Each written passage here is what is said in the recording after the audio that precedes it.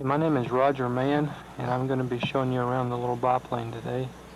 And this video, I hope, is going to help builders with some of the details of building this airplane, because it is a little more difficult than average, and a few more details. So we're going to take a walk around it, and I'll point out different things that I think is going to help builders.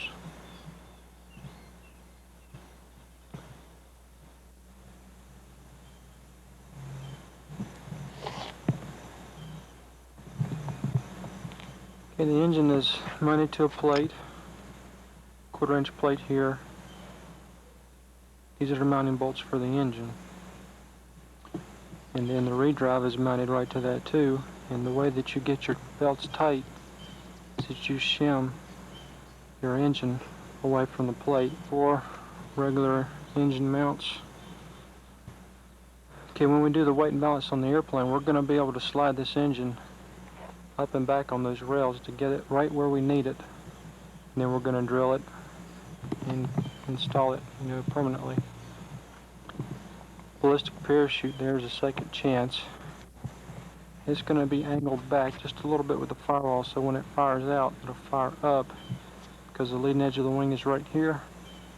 So it's going to be firing right in front of that, just like that.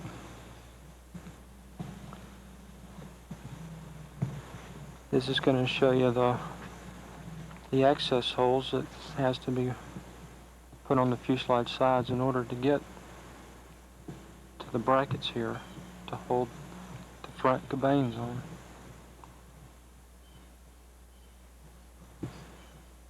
This access here is for the wing fold mechanism for the bottom.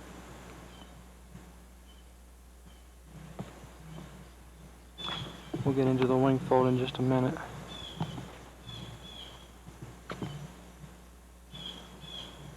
So we've got one anti-drag tube on the engine mount. The rail's coming forward.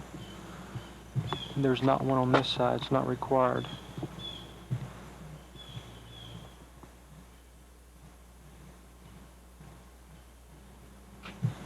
Pretty simple, straightforward engine mounting.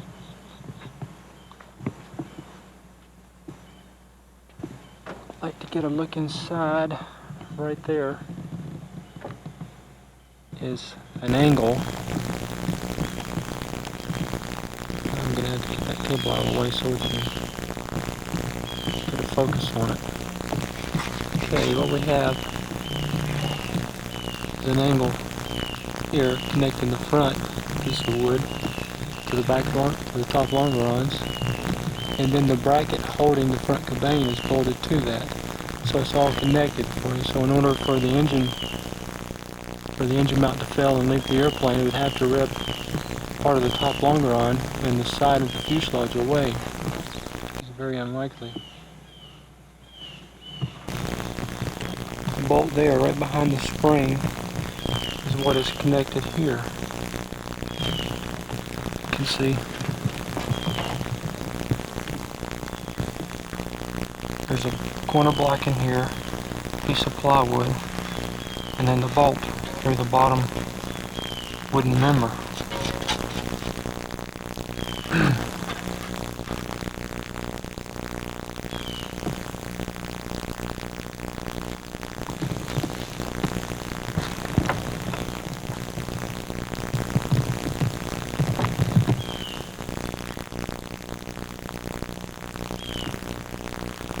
This bolt here has got too many washers on it. That's just in there because I don't have a bolt that'll fit. Those are on order right now. Of course, what I'm fixing to do, and the reason I'm doing the video now, because I'm ready to take everything apart, sand it and varnish it and cover it, and then everything will go back together with the bolts that it needs.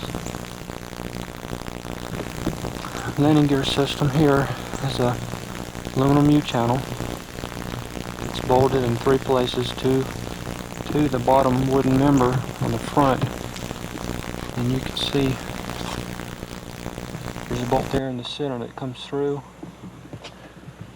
and then there's one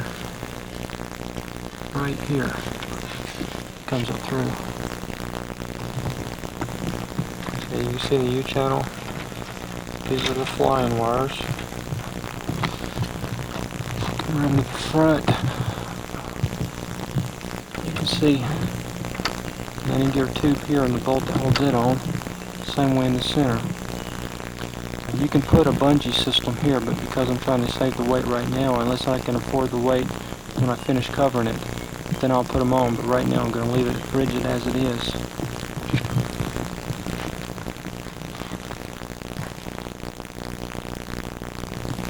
Okay, you can see there the axle on the bottom, and then the 1/8 inch aluminum plate on each side, sandwiched it, and then the bracket on the back there holding the back tube. The bracket here, the rear tube, and then we have another piece of aluminum U-channel carrying through here in block. And the reason that this is done is in case I do want to bungee it, then that makes a pivot point, so it'll pivot and the landing gear will come out. Otherwise, if you run this tube straight in there, it would be a rigid style only, and it wouldn't pivot and you wouldn't be able to bungee it. Okay. This is the bottom wing fold tube. You can see the 2 bolts in the center, so it's supported in the center right there with 2 bolts, and then it's supported with a wooden block under here with no bolt through it. That said that the wing fold tube will slide in there and not hit a bolt.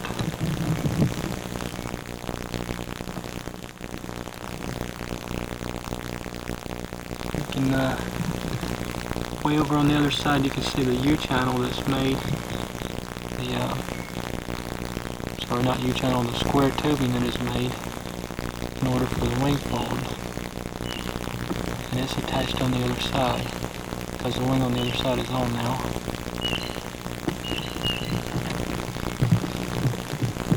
Okay, this is a little bit of how the wing fold works. On the bottom wing, it has this bracket, this tube, and this tube only, and it doesn't have this one. The reason being because the wing is swept, I had to put another universal joint in here in order for the wing to sweep back. Otherwise, it would have never swept.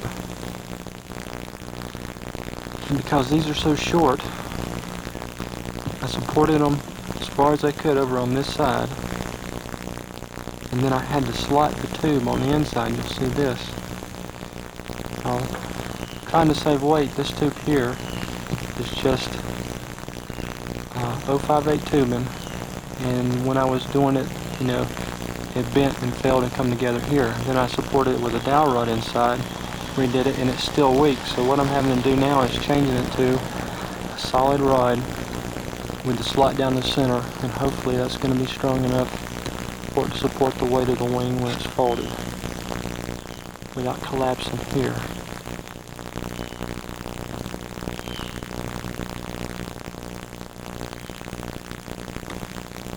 Okay, this side's the same way. What it would do is it would go in and it would slide over these right here. You see when the wing is all the way in.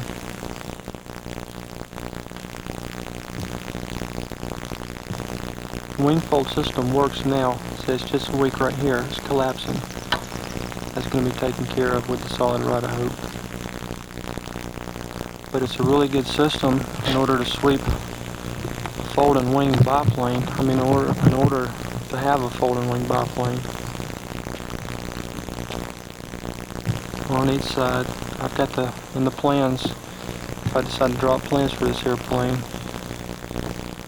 it'll tell you how to make the fixture that is set in here in order to get these installed, and that's really no big problem. Brackets on each side. This is an aluminum block holding them separate. See, if you weren't going to have a folding wing mechanism on, you wouldn't need from here up. You just need to wear your strap here on your spar. Will be bolted in there, so you can do away with from here up.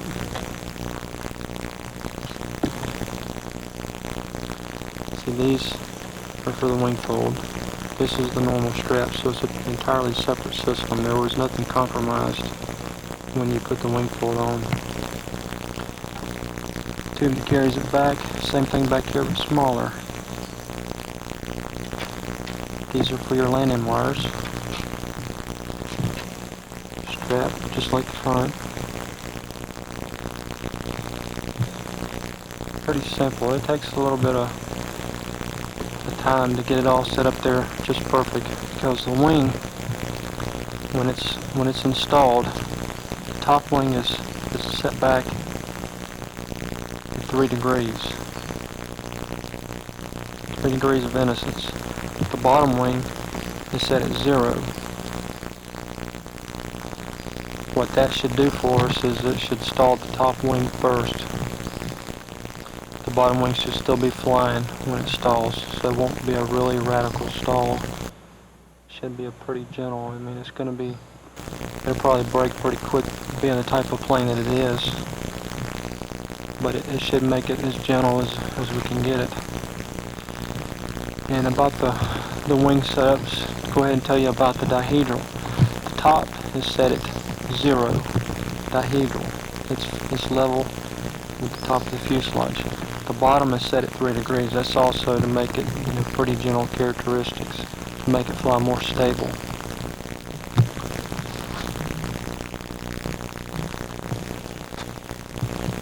Okay, while we're talking about cabanes, I'm going to try to go around to the inside and give you a shot of the brackets. Okay, under that plywood there's a 2-inch block each direction. It's going to hold those to support those. So what's supporting the cabanes is the fuselage sides and the member that runs down, plus the long run.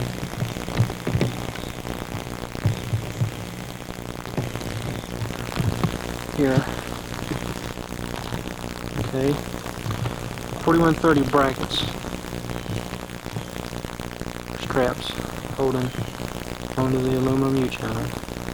U-channel serves not only for the landing gear but for the carry through also for the flying wires.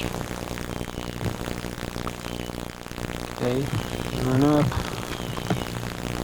right in, same type 4130 straps here. Turnbuckles and the adjustable flying wires.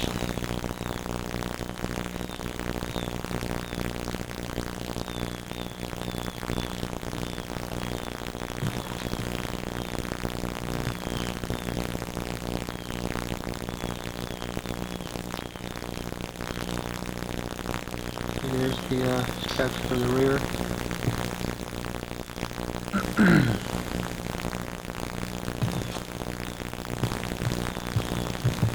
And the eye struts. These eye struts, and what I'm going to do is draw the end struts to make it easy for builders, and then try to explain how I did this for people that really want to have this here. It was all done with a conduit bender. It was done here. Okay. Because the top wing is swept,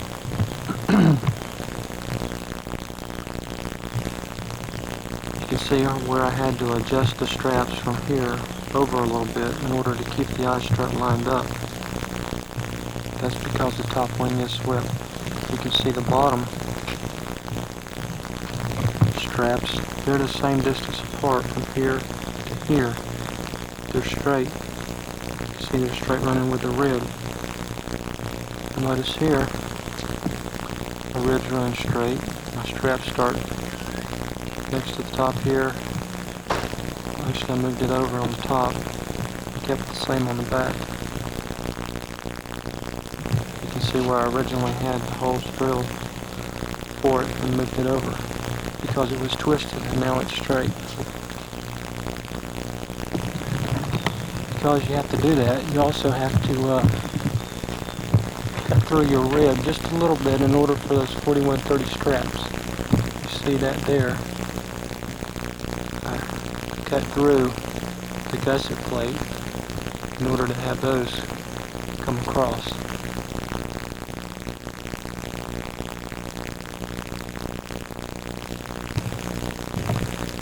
And here too is a good shot of the compression members and the drag members. Okay, this is the ultralight version. It only requires one compression member in the center. It's glued to the side, mostly to the side of the block in there, front and back. Of course, the plywood helps some, but the block is the main structure that carries it.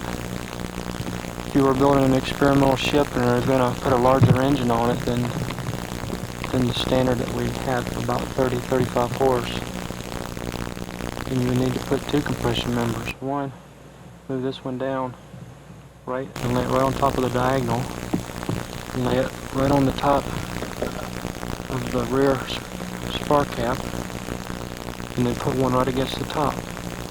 Same way, have it run here, so you'll have two coming back instead of one.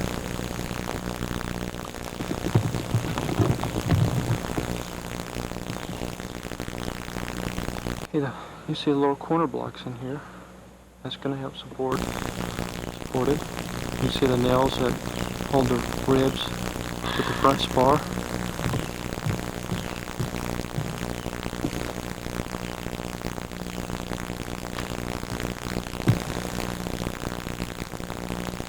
And this out here was done just to make it lighter. The plywood attached coming out, those are just lightning holes. All this is doing is carrying tip structure. Of course, everything needs sanded. It's not real pretty right now, but this will be all rounded.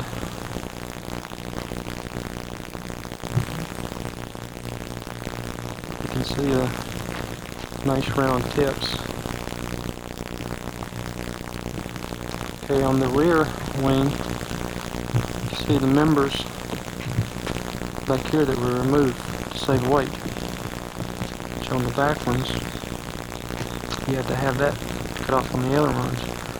So in the drawings there will be an extra member on the ribs here for the bottom ailerons. On the top, you can cut it out to save weight.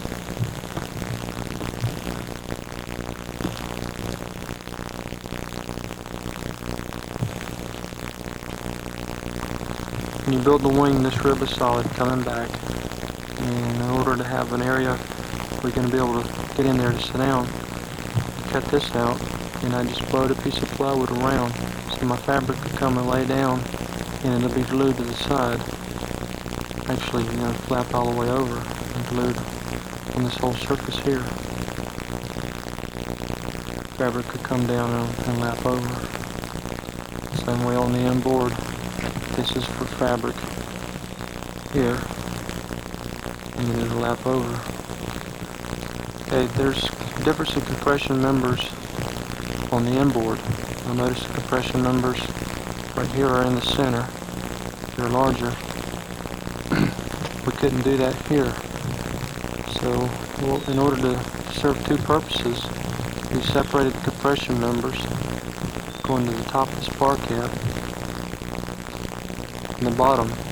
And the reason that we put them up so high here is in order to keep the fabric from pulling the rib inward when it's completed. So this will always take a side load for the fabric pull, and it also for compression reasons. If you were going to do the two compression members like I talked about earlier, the two, they wouldn't go against the spar cap on top. They would rest right inside of here and here and come back from there. So this is done to serve those two purposes, compression and fabric pull.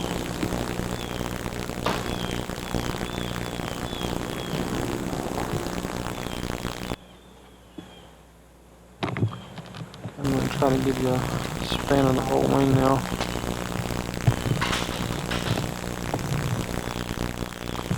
So we only have one drag member on the aileron side.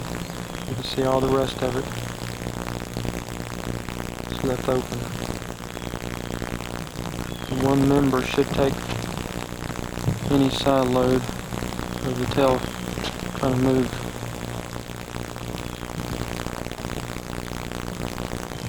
So we're trying to save weight.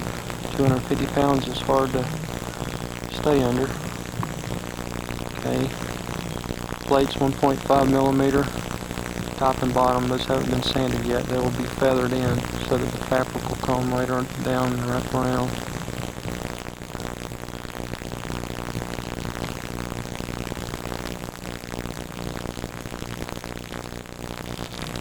On one instrument, I may put two in there, but like I said, weight, I'm trying to fight that, so we'll see when we get it covered.